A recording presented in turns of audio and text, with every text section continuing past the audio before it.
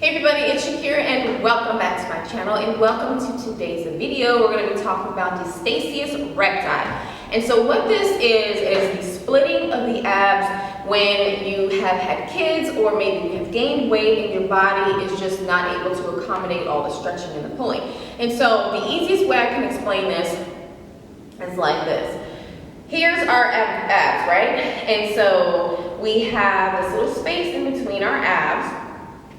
And when we are pregnant or when we gain weight, the body is trying to accommodate. The body is trying to do its best, right? It's trying to accommodate a growing baby and it's under a lot of stress. And so what happens is it tries so hard, and then it starts to split. And so right here in the middle becomes space, and that is Distasis Recti.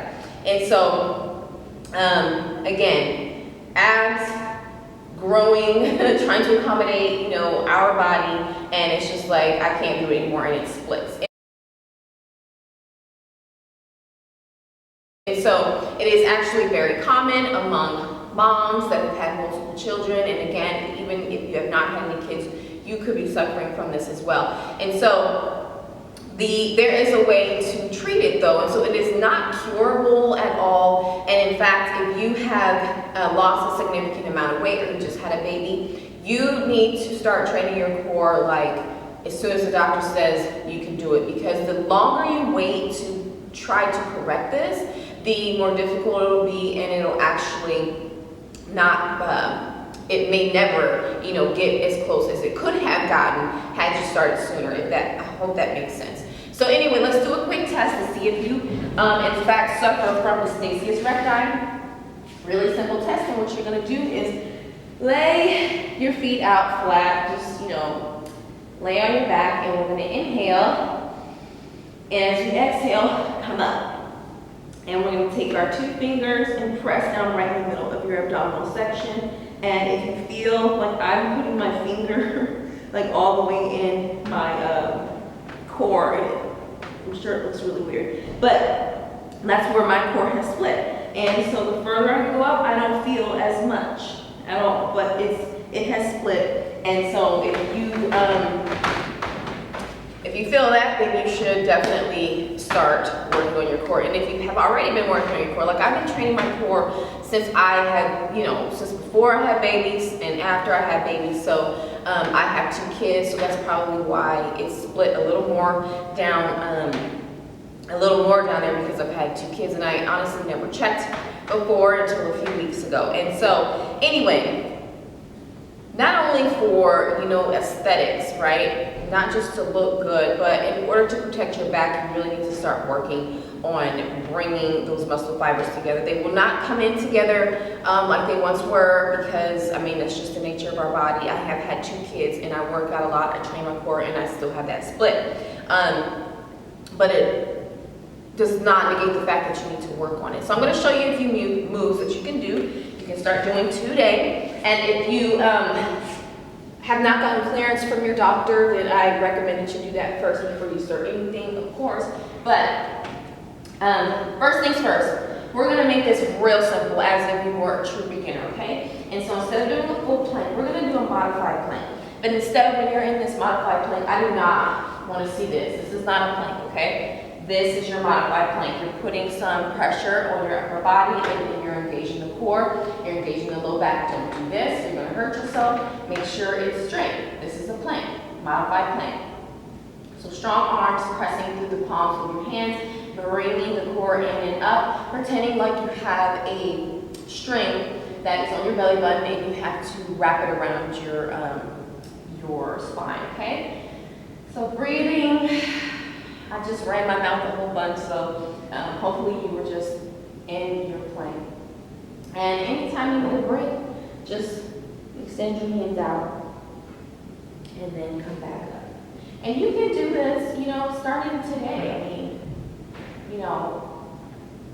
You want to start training your core, and planks are extremely, extremely beneficial for our body. So another plank move you can also do, I'm going to switch around right here. If you want a little more, come into your plank, bring your feet out and cross them over. So hitting your ankle onto ankle to knee, Keeping your butt down, not up, not all the way down, but right here in the middle. Nice strong plank, side to side. Let's do 10, 9, 8, 7, 6, 5, 4, 3, 2, and 1. There you go. There's another move. Another really effective core move is gonna be pikes. I love doing pikes with a weight. And so let's talk about what you gotta do with the low back when you get on your back in these moves. So as you can see, I've got a little bit of space. That's a no-no. You don't want that. So you wanna inhale nice and deep. And as you exhale, bring it back. Watch what I did again. I'm gonna release. This is me neutral. Inhale and exhale, bring it back. So my back is flat. I brought my pelvic area up.